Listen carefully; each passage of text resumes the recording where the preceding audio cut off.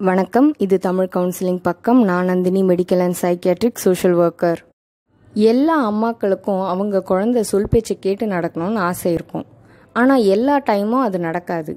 எப்போயாவது சொல் பேச்சு கேட்கலன்னா பரவாயில்ல, எப்பயுமே சொல் பேச்சு கேட்கலன்னா அந்த அம்மாவுக்கு ரொம்ப கஷ்டமாக இருக்கும்.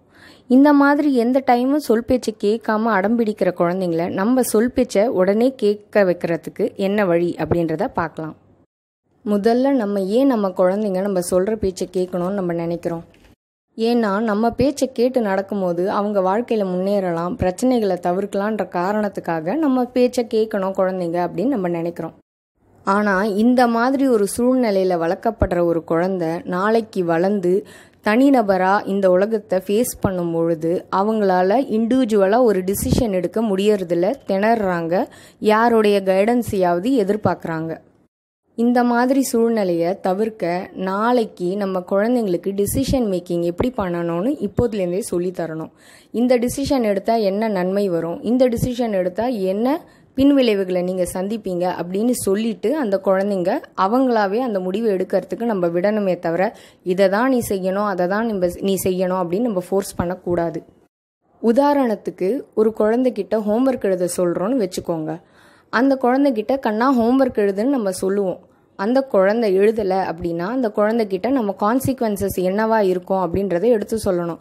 நாளைக்கு நீ ஸ்கூலுக்கு போகும்போது மிஸ்ஸு உன்னை தவறாக நினைப்பாங்க, நீ ஹோம்ஒர்க் எழுதலைன்னா உன்னை திட்டுவாங்க, மற்ற பசங்க உங்களை கிண்டலாக பார்ப்பாங்க அப்படின்றத நம்ம எடுத்து சொல்லணும். இதை சொல்லும் பொழுது குழந்தைங்க இந்த ஹோம்ஒர்க்கை சில பேர் செய்வாங்க, சில பேர் செய்ய மாட்டாங்க. செய்யாத குழந்தைங்கள நீங்கள் விட்டுடுங்க. மறுநாள் ஸ்கூலுக்கு போயிட்டு அந்த டீச்சர்கிட்ட அவங்க திட்டு வாங்கும்போது அம்மா சொன்னது கரெக்டு அப்படின்றத ரியலைஸ் பண்ணுவாங்க. அடுத்து பெரிய டிசிஷன் எடுக்கும் போதெல்லாம் உங்கள் மேலே ஒரு நம்பிக்கை வரும். சரி, அம்மா கரெக்டாக தான் சொல்லுவாங்க, அவங்க சொல்கிறத நம்ம நம்பிக்கையாக நம்பலாம் அப்படின்ற ஒரு கான்ஃபிடென்ஸ் நம்ம மேலே குழந்தைங்களுக்கு வளரும். அதே சமயம் அந்த தப்பை திருப்பி செய்யக்கூடாதுன்ற எண்ணமும் குழந்தைக்கு ஹோம்ஒர்க்கை தானாக எடுத்து எழுத ஆரம்பிக்கும். சில பேரண்ட்ஸ் இதெல்லாம் நான் செஞ்சிட்டேன், இருந்தாலும் என் குழந்தை என் பேச்சை கேட்கறதில்ல, நான் சொல்கிறத காது கொடுத்து கேட்கறதில்ல, இந்த மாதிரி எவ்வளோ டிப்ஸை நான் ஃபாலோ பண்ணிட்டேன் அப்படின்னு ஃபீல் பண்ணுவாங்க. ஆனால் அது உண்மை கிடையாது. நீங்கள் கொஞ்ச நாள் ஃபாலோ பண்ணிவிட்டு அந்த குழந்தை அதுக்கு அடாப்ட் ஆகிறதுக்கு முன்னாடியே ஒர்க் ஆகலைன்னு நினச்சி ஸ்டாப் பண்ணியிருப்பீங்க. ஸோ கன்சிஸ்டண்ட்டாக ஒரு விஷயத்தை செய்யாததுனால அம்மா இந்த மாதிரி எதனா ஒன்று ஆரம்பிப்பாங்க, அதுக்கப்புறம் அதுக்கு ரொம்ப முக்கியத்துவம் தரமாட்டாங்கன்ற எண்ணம் குழந்தை மனசில் ஆழமாக பதிஞ்சிடும். ஸோ அதை நம்ம கவனிக்கணுன்ற அவசியம் இல்லை, அது முக்கியம் இல்லை அப்படின்ற விஷயத்த நீங்கள் தான் அந்த குழந்தை மனசில் பதிய வச்சுருப்பீங்க. சரி, நம்ம சொல்கிற விஷயத்த குழந்தைங்க கேட்கறதுக்கு நம்ம என்ன பண்ணலாம் அப்படின்றத பார்க்கலாம். ஆனால் ஒரு விஷயம், இந்த விஷயத்த கன்சிஸ்டண்ட்டாக நீங்கள் ஃபாலோ பண்ணணும்.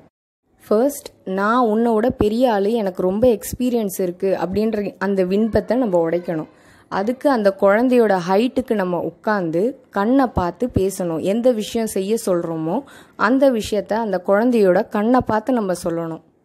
உதாரணத்துக்கு குழந்தை டிவி பார்த்துட்டு இருக்காங்க அப்படின்னா டிவியை ஆஃப் பண்ணுன்னு சொல்லிட்டு கிச்சன்ல இருந்தே வேலை செஞ்சுட்டு நம்ம சொல்லக்கூடாது. அதுக்கு பதில் அந்த குழந்தைய சேரில் உட்காந்துருக்காங்க அப்படின்னா அவங்க கிட்ட போய் அவங்க கண்ணை பார்த்து, கண்ணா ரொம்ப நேரம் டிவி பார்க்குறீங்க, நீங்கள் ஆஃப் பண்ணுங்கன்னு சொல்லி பாருங்கள். செகண்ட் பாயிண்ட் என்னன்னு பார்த்தீங்கன்னா, குழந்தைங்களுக்கு அவங்களே முடிவு எடுக்கணும் அப்படின்ற ஆசை ரொம்பவே இருக்கும். ஸோ அவங்க ஈகோவை சாட்டிஸ்ஃபை பண்ணுறதுக்கு அவங்க தான் அந்த முடிவு எடுக்கிறாங்கன்னு அவங்கள நீங்கள் நம்ப வைக்கணும். அதாவது நீங்கள் சாய்ஸ் கொடுக்கலாம், 2 சாய்ஸுமே நமக்கு ஃபேவரான சாய்ஸாக குழந்தைங்களுக்கு கொடுக்கணும்.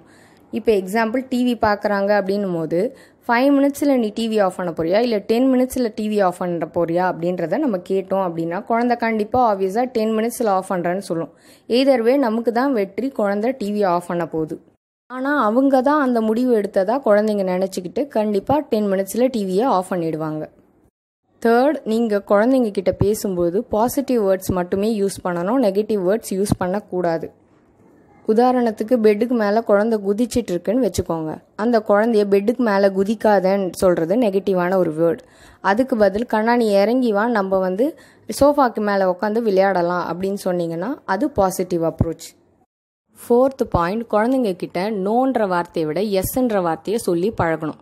எக்ஸாம்பிள், குழந்தை ஐஸ்கிரீம் கேட்குறாங்கன்னா நான் எப்படி எஸ் சொல்கிறது அப்படின்னு நீங்கள் கேட்கலாம். நீங்கள் என்ன சொல்லலாம், எஸ் கண்ணா நான் உனக்கு கண்டிப்பாக ஐஸ்கிரீம் வாங்கி தரேன், பட் உன்னோட இம்யூனிட்டி ரொம்ப லோவாக இருக்குது, உனக்கு அடிக்கடி கோல்ட் ஆகுது, நீ வெஜிடபிள்ஸ் சாப்பிட்டு உன் இம்யூனிட்டியை டெவலப் பண்ணிக்கோ, அதுக்கப்புறம் நான் வாங்கி தரேன் அப்படின்னு பேசி பழகணும் குழந்தைங்க கிட்ட. லாஸ்ட் பாயிண்ட், நம்ம குழந்தைங்க கிட்ட பேசும்போது ரொம்ப ஷார்ட்டான ஒரு சென்டென்ஸாக வச்சுக்கிட்டோம். ரொம்ப லென்த்தியாக எக்ஸ்பிளைன் பண்ணி குழந்தைங்க கிட்ட பேசும்போது அவங்க நம்ம என்ன பேசுகிறோன்றதையே கவனிக்க மாட்டாங்க. ஸோ இந்த டிப்ஸ் எல்லாம் நீங்கள் கன்சிஸ்டண்ட்டாக ஃபாலோ பண்ணும்போது உங்கள் குழந்தைங்க நீங்கள் சொல்கிற பேச்சை கேட்க ஆரம்பிப்பாங்க. All the best. இந்த மாதிரி டே டு டே லைஃப்பில் நடக்கிற பிரச்சனைகளை எப்படி ஹேண்டில் பண்ணுறது அப்படின்றது வீடியோக்களை பார்க்கறதுக்கு என்னுடைய சேனல் தமிழ் கவுன்சிலிங் பக்கத்தை சப்ஸ்கிரைப் பண்ணிடுங்க. உங்களுக்கு இந்த வீடியோஸ் யூஸ்ஃபுல்லாக இருந்ததுன்னா உங்களுடைய ஃப்ரெண்ட்ஸ் அண்ட் ரிலேட்டிவ்ஸ்க்கு ஷேர் பண்ணுங்கள். இந்த வீடியோ பிடிச்சிருந்ததுன்னா லைக் பண்ணுங்கள். தேங்க்யூ.